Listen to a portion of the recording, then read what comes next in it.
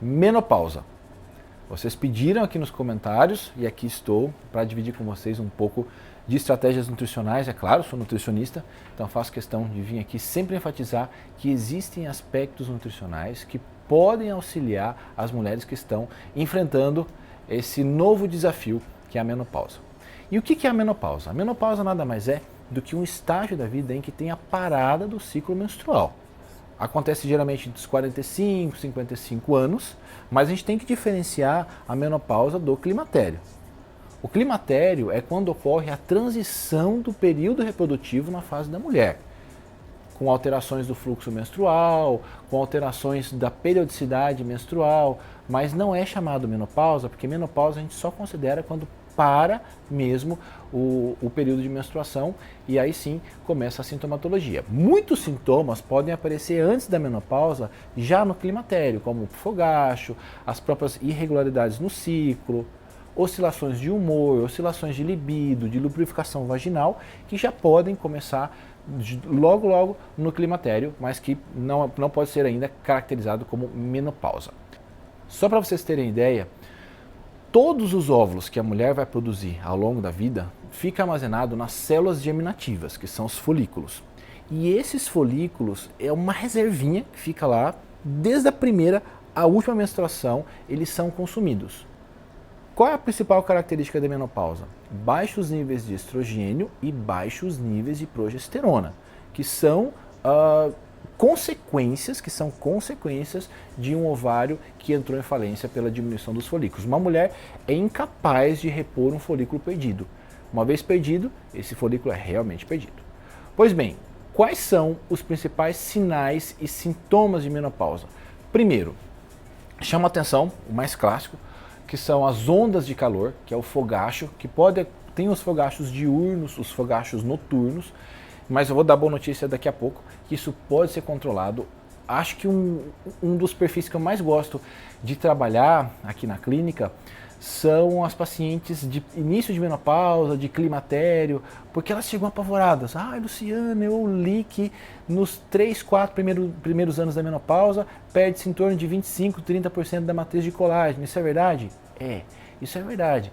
Mas naquelas mulheres que não se cuidam, aquelas mulheres que não fazem um bom tratamento, né, para diminuir essa sintomatologia. Justamente o contrário do que a gente está falando aqui. Então esse fogacho muitas vezes é o primeiro sinal. Algumas mulheres começam com irregularidades do fluxo, uma menstruação que vai diminuindo, diminui o volume, depois diminui a frequência, que também é um sinal bastante característico. Manifestações urogenitais também são bastante comuns. Que manifestações essa?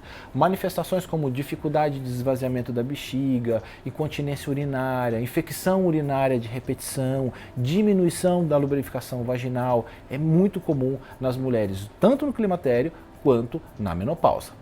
Sintomas psíquicos pela diminuição da monoaminoxidase também é bastante comum em mulheres. Isso aumenta a vontade de comer doce, de comer pão, de comer massa. As pacientes me relatam, fiquei mais compulsiva, fiquei mais ansiosa. O que está acontecendo comigo, Luciano, Bruno? Fala, isso é simples. O que está acontecendo é uma superexpressão da monoaminoxidase. E essa monoaminoxidase é uma enzima produzida ali no intestino. E essa monoaminoxidase, como o próprio nome diz, ela vai degradar aminas. Aminas como a serotonina, como a dopamina, como a epinefrina, norepinefrina. E esses neurotransmissores, eles são a chave para a modulação de fome, saciedade e humor. Por exemplo, quando se degrada serotonina, a mulher fica mais chorosa, fica com o humor mais comprometido, fica mais irritada, fica mais com o pavio curto. E essa queda de serotonina, consequentemente, também leva a uma queda da melatonina. A melatonina depende da serotonina para ser produzida, então a estrutura é bem parecida.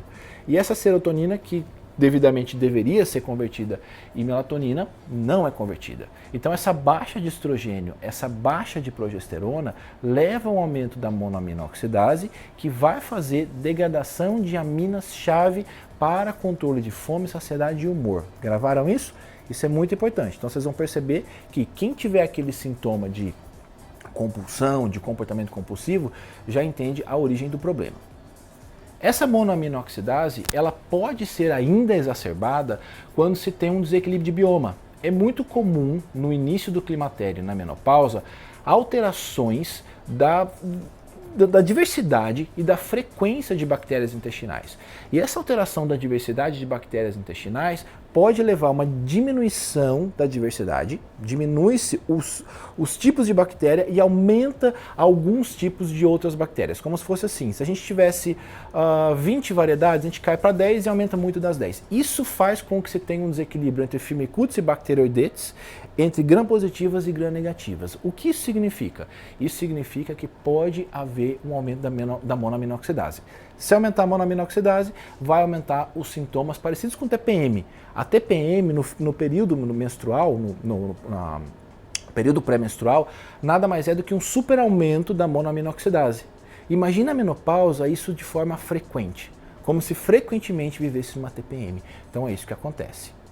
Características comuns também são prejuízo no viço do cabelo e da pele, da matriz de colágeno, isso eu falei para vocês no início, diminuição ou alteração da massa muscular e alteração também dos depósitos de gordura. Aumenta mais depósito de gordura na região do seio, da região abdominal, o que acaba sendo algo esperado. Espera-se que isso aconteça, mas são coisas que a gente consegue muito bem modular com o estilo de vida saudável. Então até agora só está dando má notícia, né? Falando, nossa, estou perdido então quando entrar na menopausa. Não se apavore, porque para tudo isso que eu estou dizendo, existem estratégias, eu vou fazer uma lista aqui para vocês de tudo que vocês podem usar durante o período do climatério e da menopausa. Eu vou listar aqui para vocês um por um, e aí junto com o ginecologista, junto com o nutricionista, vocês podem elencar qual o melhor momento para usar. Porque é difícil a gente falar, usa isso. Cada coisa tem o seu momento e cada coisa depende dos sinais e sintomas que a paciente nos traz. E trabalhar com o ginecologista nessa hora é fundamental. Eu preciso de um ginecologista para um bom diagnóstico, para um bom acompanhamento hormonal, uma possível modulação hormonal, e aí eu entro com os meus complementos para usar a menor dose possível de hormônio, a menor dose possível das estratégias medicamentosas, se tiver que usar. Outra coisa que eu queria chamar a atenção para vocês é que o estrogênio ele é fundamental na remodelação óssea, principalmente pela conversão da 25-hidroxivitamina D3, que é a forma inativa, em 1,25-hidroxivitamina D3, que é a forma ativa. O estrogênio participa disso. Então, se o estrogênio cai, essa bioconversão de vitamina D também cai. Então, se diminui os níveis de vitamina D, o que acontece? Um desequilíbrio de magnésio e cálcio como consequência dessa baixa de vitamina D e um aumento do risco de osteopenia e osteoporose. Por isso, muitas mulheres que não se cuidam direito apresentam osteopenia e osteoporose no início do climatério e na menopausa. Isso não é para acontecer. Se aconteceu, é porque você não ficou atenta aos níveis de vitamina D, aos níveis de magnésio, aos níveis de vitamina K e aos níveis de cálcio. Então, esses são 4 nutrientes-chave para a gente trabalhar a remodelação e estruturação da matriz óssea, mas principalmente vitamina D e magnésio. Muitas vezes, a mulher, eu tenho uma paciente, suponhamos que eu acompanho há muitos anos, eu consigo manter a vitamina D dela boa, entre 40, 50, 60, com 2.000 unidades internacionais.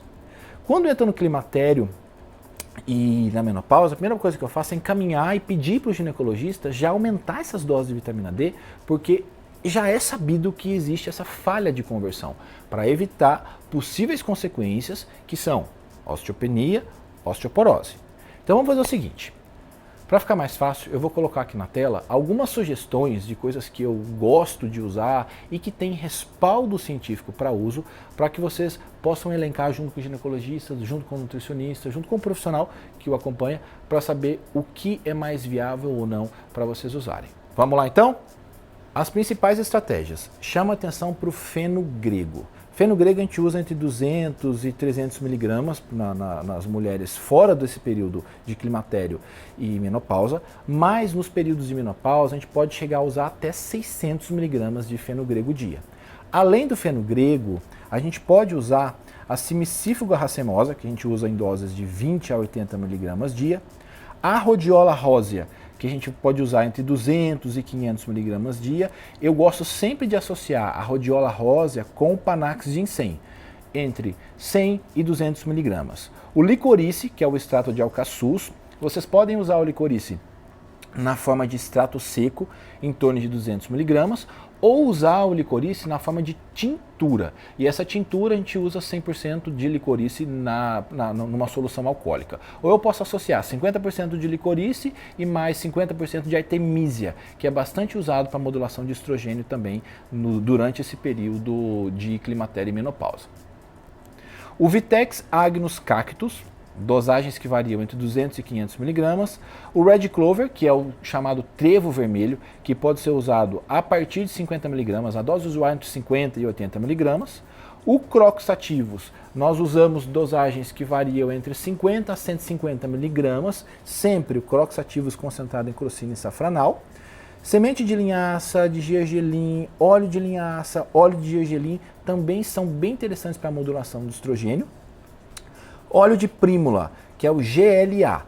GLA nós usamos em torno de 500 miligramas. Importante, usar GLA 2 vezes por dia, tá? Usa GLA no almoço, usa GLA no jantar. A vitamina E, nós usamos vitamina E em dosagens que variam muito. A gente pode usar 5 miligramas, 10 miligramas, 15 miligramas, depende dos outros antioxidantes que eu usar, que a gente incluir na fórmula. Óleo de linhaça, a gente pode usar óleo de linhaça manipulado em farmácia de manipulação, numa dosagem de 800 mil miligramas, ou a gente pode usar o óleo de linhaça para fins culinários. Temperar a salada, eu falo para minha paciente, começa a temperar a salada só com óleo de gergelim e óleo de linhaça. Faz um tofu, amassa lá com óleo de gergelim e óleo de linhaça que vai ficar excelente. Chá de artemisia, tem alguns chás que eu gosto muito. Chá de artemisia, chá de folha de amora e de Vitex cactus, 2 vezes por dia. Se tiver com fogacho diurno, eu aconselho a usar 3 vezes por dia, principalmente chá de folha de amora. A gente usa mais ou menos uma colher de sopa rasa de folha de amora seca para 600 ml de água. 600 ml vão dar 2 chás, faz uma infusão, pega uma colher de sopa do chá da folha de amora, mistura em água fervente, faz uma infusão, e essa infusão a gente vai usar 2 vezes por dia ou 3 vezes por dia. Podemos usar também geleia real. Eu uso uma colher de chá ou uma colherzinha de café de geleia real ou cápsulas de pólen de abelha. Além disso, notícia boa, 20 a 40 gramas de chocolate acima de 70%, melhor 80%. Chocolate, 80%, por volta das 16 a 17 horas para fazer modulação de serotonina. Tá vendo que tem notícia boa nisso tudo, né? Sálvia, angélica, tofu, linhaça dourada, tudo isso pode ajudar bastante, só que se for usar linhaça, tem que triturar na hora. Nunca use uma farinha de linhaça amanhecida. Então vai usar a linhaça porque peroxida muito, muito rápido pela grande quantidade de monoinsaturado. Vai usar a linhaça, agita, liquidifica, né, faz aquela farinhazinha e coloca no que tiver que colocar. Não usa semente de linhaça sem triturar, porque senão a gente não consegue extrair os ativos no processo de mastigação, porque a gente não mastiga direito linhaça. Então, coloca a linhaça no mixer, usa aquela farinha bem fininha, mas usa o suficiente para aquele dia. Não usa para o dia seguinte, porque produz muito hidroperóxido. Hidroperóxido é um grande problema para quem está no climatério e na menopausa, porque são espécies ativas de oxigênio que atrapalham o nosso sistema antioxidante anti-inflamatório. Além disso, a gente pode usar 5-HTP, fosfatidilcolina, B6, magnésio, mucuna, bacopa, metilfolato, metilcobalamina, nicotinamida, coenzima Q10, PQQ, ácido alfa-lipoico. E não se esqueçam que a gente sempre tem que potencializar a detoxificação com NAC, com o extrato concentrado de alcachofra. O extrato concentrado de alcachofra é extremamente eficiente para modulação e para detoxificação. A gente pode fazer uma associação do DIN, que é o dindol metano, mais o extrato de alcachofra, mais um extrato que chama brocolinol, que é um extrato de brócolis, excelente para fornecimento de alguns compostos que vão auxiliar nessa detoxificação hepática. Estão vendo que difícil não é. Então todos esses ativos podem ser usados. E o que eu faço com a alimentação? Quais seriam as mudanças no perfil de alimentação para diminuir fogacho? Primeira coisa de todas, tira açúcar. Tira, não substitua. Não use adoçante, não use xilitol, eritritol, nenhum poliol, porque existe um desequilíbrio natural de bioma que acontece no climatério e no período de menopausa. Não consuma bebida alcoólica, cuidado com vinho. Mulheres, por favor, cuidado com vinho, com excesso de metilxantina, que pode causar um prejuízo incrível. Então, cuidado com isso, porque as mulheres gostam muito de tomar vinho. Se porventura for tomar vinho, escolha um vinho verde, não tome vinho tinto, porque faz muita diferença na quantidade de metilxantina e na quantidade de flavonoides, que nessa concentração acaba sendo muito alta. Faça controle da carga glicêmica. Controle da carga glicêmica, eu digo, não fazer uma alimentação com alto índice glicêmico. Não trabalhar o consumo de farinhas brancas, tentar excluir glúten da alimentação, tentar excluir lactose, tentar excluir proteínas do leite. Proteína do leite não é nem um pouco interessante nesse momento. Então não leite não só por causa da lactose, mas também por causa da proteína. Tentar fazer uma alimentação em ciclos. Eu gosto muito da associação no período de climatério e menopausa de se fazer low carb, que é o uso racional de carboidratos. Tem vídeo aqui no canal só explicando estratégias low carb. Eu sempre gosto de fazer um ciclo entre low carb e jejum intermitente mais cetogênica. Existem vídeos, depois vocês vão assistir com detalhe, como aplicar jejum, como aplicar cetogênica, como aplicar low carb. Tem tudo isso no canal, porque essa alimentação em ciclos, que a gente vai mudando a cada 2, 3 semanas, pode trazer benefícios incríveis. Complementos como vitamina D, magnésio, pode diminuir significativamente os riscos de osteopenia e osteoporose. A associação de simicífuga com o próprio Vitex Agnus, que eu falei para vocês, pode diminuir muito o fogacho. Ou seja, não se contentem em só tomar medicamento, tá? A reposição hormonal, muitas vezes, ela é muito bem-vinda, de estrogênio, de estradiol, então depende, um médico vai saber quais são as melhores dosagens, quais são as melhores formas de fazer a reposição desses hormônios que estão em baixa. Não sou de jeito nenhum contra a reposição hormonal, mas acho que tenho certeza que cada caso tem que ser avaliado individualmente para saber como fazer tal reposição hormonal. A única coisa que eu não quero é que vocês se contentem em viver com essa sintomatologia, em viver com todas essas complicações da menopausa em um momento em que se tem tanta coisa para fazer. Então, esse é meu trabalho, eu sou nutricionista, eu faço isso todo dia, eu tenho alguma paciente no climatério ou na menopausa em que os benefícios são incríveis e eu tenho muitas pacientes que passam por esses períodos sem ter um sintoma sequer, porque tem um estilo de vida extremamente saudável. Aí muita gente pergunta, Luciano, é indicado o uso de colágeno no período de climatério e menopausa? É indicado sim, mas mais que o colágeno, a gente usa esses compostos, esses fitoquímicos que eu falei para vocês, mas eu gosto muito de uma associação que é do Nutricolin, que é o silício estabilizado em colina, com o colágeno, tipo 1, 2 e 3, mais vitamina C. Então, essa associação pode ajudar muito na hidroxilação do colágeno, na própria síntese da matriz de colágeno. Não adianta só consumir colágeno puro, imaginando que a nossa matriz vai melhorar só com isso. Depende de uma série de fatores que precisam ser... O colágeno tem que ser hidroxilado, esse colágeno tem que ser estimulado. Não tem como não fazer atividade física. A atividade física ela passa a ser obrigatória nesses períodos, porque é a melhor forma de fazer modulação de serotonina, de melatonina, de todos esses hormônios que são prejudicados durante o período de menopausa. Então, musculação todo dia, escolha a atividade física que você vai fazer, ou pilates, musculação, crossfit, escolha alguma coisa que tem que acontecer.